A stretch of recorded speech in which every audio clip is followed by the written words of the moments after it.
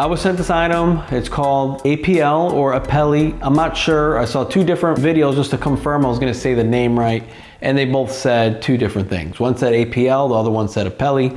Maybe it's Italian, maybe it's Apiele. It's Apiele, Apiele. But I highly doubt it, so maybe it's Apiele. This is a package that was sent to me. They did reach out to me through email, and they asked if I would review or show their product. So I said I'd be happy to do that, and I'm gonna show a video on how it could be used. So they're known for push button switches and other types of switches. I'm gonna go ahead and show you what they sent me.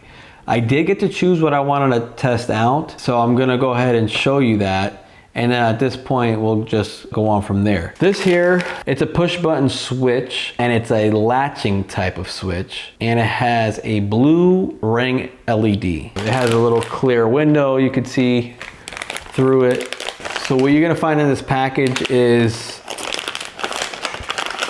wire harness with 2 blue wires, 2 yellow wires, and then a red and a black. Then you'll also find the diagram for you to wire this up. You got a back and a front. I like that it's only 2 pages, so maybe it's easy to install. And then this is a switch. So there's a halo light on there. It's all metal. The back is blue and black. The wiring diagram will tell us how it works. This specific switch is a latching type. That means that when you push the button, it stays pushed in, and then when you push it again, it comes back out. I'll put up to my microphone, in, out. Quality looks really good. According to the package, this item has 40,000 hours LED work life, 200,000 times electric work life. So I'm assuming you could do this 200,000 times. It's waterproof, IP65, and it's a metal body. It seems like a really good quality item. The other package they sent me, same type of packaging with that clear window. Install size is 22 millimeters, so they all have the same size install hole. And the action type is a latching action type, just like the one I just showed you. And the color is blue for the LED ring. If I didn't mention this color, this one is a blue ring as well. So they're both blue. Now, the difference with this one, you're still gonna have the same type of pigtail. Maybe it's shaped a little differently. The colors are gonna be the same. You got the 2 yellow, 2 blue, a black, and a red wire. You're gonna have the instruction manual or the wiring diagram. This specific one is gonna have that logo on there.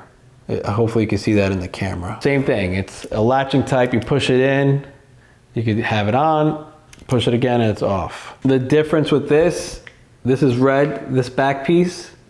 The other one was blue. But this has a different type of setup on the back side. As you can see, I don't know, I'll try to zoom it in or take pictures and include it. That's a little different than the blue one. This is how the blue one looks on the back side. You can see the blue is shaped differently, and it doesn't have that wording that the red one has. This is the third one I received. It still has the same type of features. This is how the wires look. Same colors, 2 yellows, 2 blue, and a black and a red.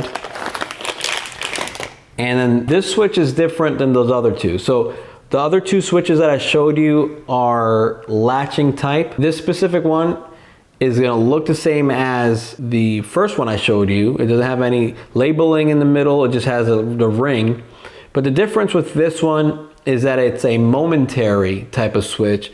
The other ones are latching type. Momentary is when you push it, it just bounces back, it doesn't lock or anything. You don't get that click and it doesn't stay pushed in. So that's momentary. The other thing they sent me was black cable ties. Not only are these black, but these are actually stainless steel that are painted. That's how they look. That's how the little clip looks. Excuse any glares from this lighting. Maybe it's too bright. And then I also have some stainless steel ties that are not painted, which are these right here. And these are stainless steel ties. So these are like zip ties, except they don't zip. That's the end. I did put it together like this, and all it does, it goes into this piece and then you just push it in. The benefits I see of this is, number one, it looks cool. Stainless steel, the painted black ones are nice too. But not only do they look cool, I would say it would last a lifetime in some of the elements. Like say you have this in the sun and the sun's baking on it. I see it not affecting it. Now with the regular zip ties, since it's like some type of plastic material, I would assume in the sun over time with it baking, it's most likely going to get brittle and then eventually kind of break off. But not only is it going to last longer, it's going to be stronger as well. This, I don't see this, you breaking this off. I could try to test it, but I don't even know how I would test that. But I don't see it breaking as easily as a regular zip tie could possibly break. So check this out. This is a cool item. It's on their website. You could get the stuff either on their website directly or on Amazon. If you want to go on Amazon, you could. I am going to have links in the description below. And you could go ahead and click on the links and purchase whatever you want to purchase. That's my affiliate link. So I do get something from Amazon and you don't pay extra for that. So check that out. But this is pretty cool. Then there was another thing that came in the package that came with the stainless steel ties. And it was this right here. I'm not sure if this comes with all of them, but if they do, then that's cool. If not, you might have to just purchase separately. Stay tuned, and I'm gonna show you what I'm gonna use it on. And there's plenty of different practical ways to use these items if you know how to use them. If you guys enjoyed this part of the video, hit that like button, subscribe. Stay tuned for the push button installation. Remove 3 screws off of that instrument panel. There'll be 2 on the front and then 1 on the top.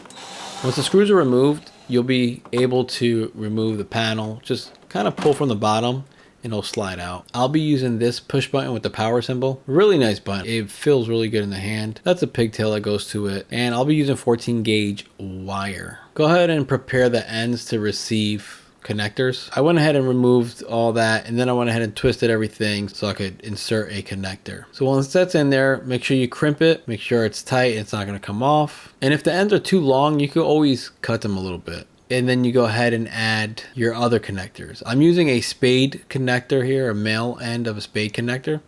But this is only for my application. If your connectors are heat shrink, go ahead and make sure you apply the heat. And you could use a lighter, you could use a heat gun or a torch. I prefer a heat gun. This is the setup for the switch that I'm using, is the one with the power button on it. You push it in, it stays pushed in. You release it, it goes flat. So you'll know just by touching if it's on or off. The cool thing about these switches, you could set them up a few different ways. There's 3 different ways you could set this switch up. One option is when the switch is on the off position, the light could illuminate. The other option is when the switch is in the on position, you can have the light illuminate. The third option is when the switch is on or off, it will illuminate at all times. With this application, I set it up when you push the button in, the light will go off, and then when you turn it off, it goes black. No light is on. The reason why I did that is because the unit that I'm using has a LED reading showing me the voltage of the battery. If the voltage of the battery is on, it tells me that the unit is on. So it makes no sense in my own mind to have 2 switches that illuminate. When this one is depressed, this goes off, and when I look at the voltage meter, it shows me obviously that it's on. Hopefully that made sense. This is how it's set up. Okay, right now I'm using these connectors. I followed the instructions that they give you.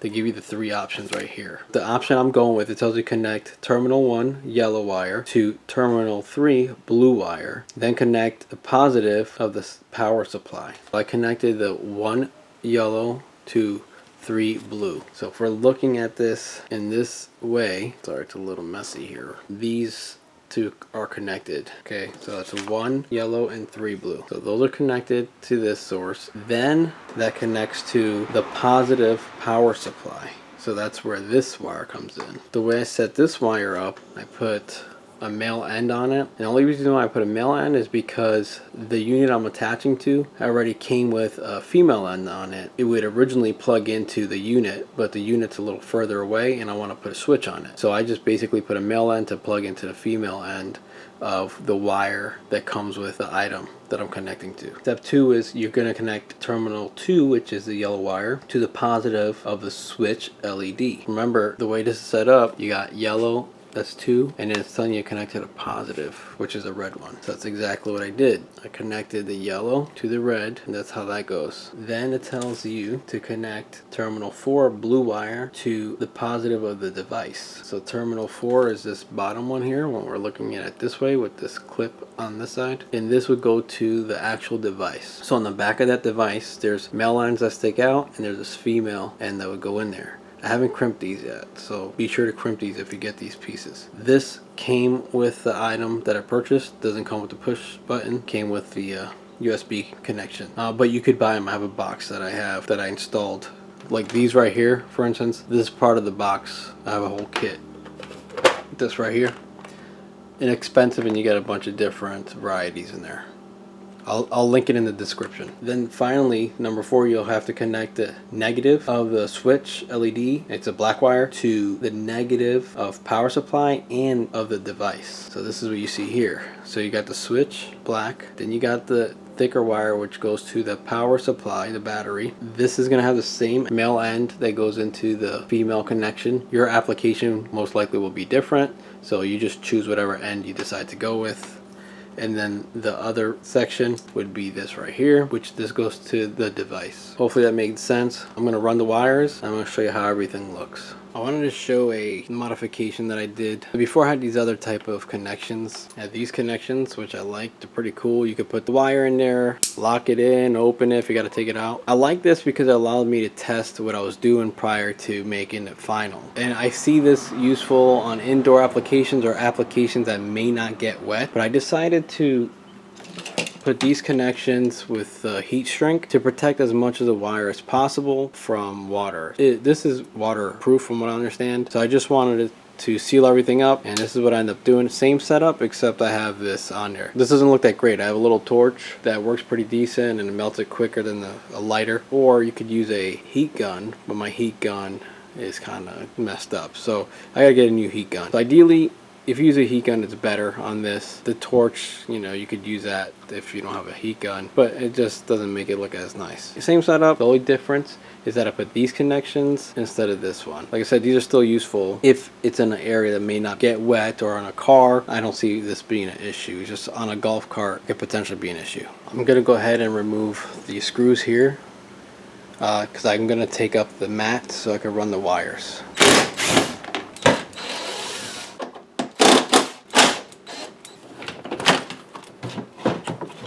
Ideally, I'm going to try to run it somewhere in this area. Be sure that you have the right size hole for that button, and also confirm location that you have space on the back side to be able to screw the nut on. I mistakenly used a bit that was bigger than it should have been, so therefore when I installed the button, it kind of pulled through if I tightened it up. This is a negative wire that runs from the battery all the way to the instrument panel, and that connects to the actual button, and it's running in this channel, and the channel gets covered by the mat. Don't worry about the big clump of wires, because I do get rid of that once I install my other buttons, because I did have to relocate my buttons because I didn't like the way that setup was. I will buy a new instrument panel so it looks better. You have 2 wires that are going to my USB connections, or my USB, and then you have the other wires going to the battery, and you can see it's functioning. When the button light is off, the item is on. When the button light is on, that means the item is off. That's all installed. You put the panel back on, cover that panel up, put your mat back in. Be sure to tuck the mat in all the crevices it needs to go in. Then reverse everything, and then reinstall the 4 screws that secure the body to the golf cart. There's 2